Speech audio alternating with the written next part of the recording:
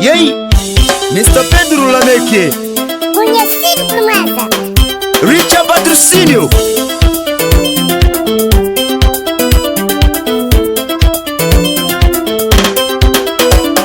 Ndisowe byanga kodiri ine pola moyo, ndisowe byanga mbare ine pola moyo, ndikare byanga mbawi mai pola moyo,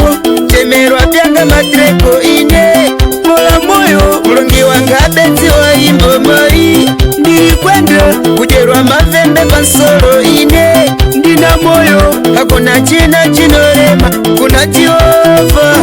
hakuna china chinorema, kuna Jehova. Ndorarama sei seiko ndinopinda, ndorarama sei seiko ndinopinda, apo ndinachita toye ziko nditepo bola moyo, apo ndinakala mwaza matama bola moyo, apo ndinachita toye tore wa mbumba bola moyo, ndinakala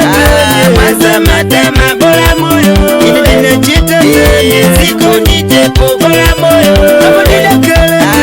mwaza matama bola moyo, apo ndinachita toye tore wa mbumba bola moyo, ndinakala mwaza matama bola moyo.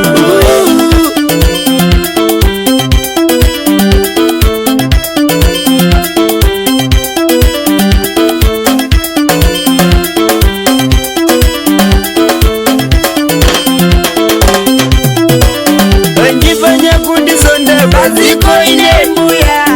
anjifanya kundisonda baziko ine mbuya, mwemba dandiposa ndi muntu mai kwatira kaleni, mwemba dandiposa ndi muntu mai kwatira kaleni, mulomo naimba na ine lero ndisona kaleni, mulomo naimba na ine mai bada usona, anga ndivo ndikutabuka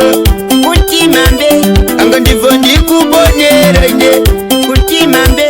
anga ndivo funa ndipeziwe unibisira mine, anga ndivo funa ndipeziwe ine unibisira mine, apo ndinachita toye ziko nditepo bola moyo, apo ndinakala mwaza matama bola moyo, apo ndinachita toye tore wa mbumba bola moyo, ndinakala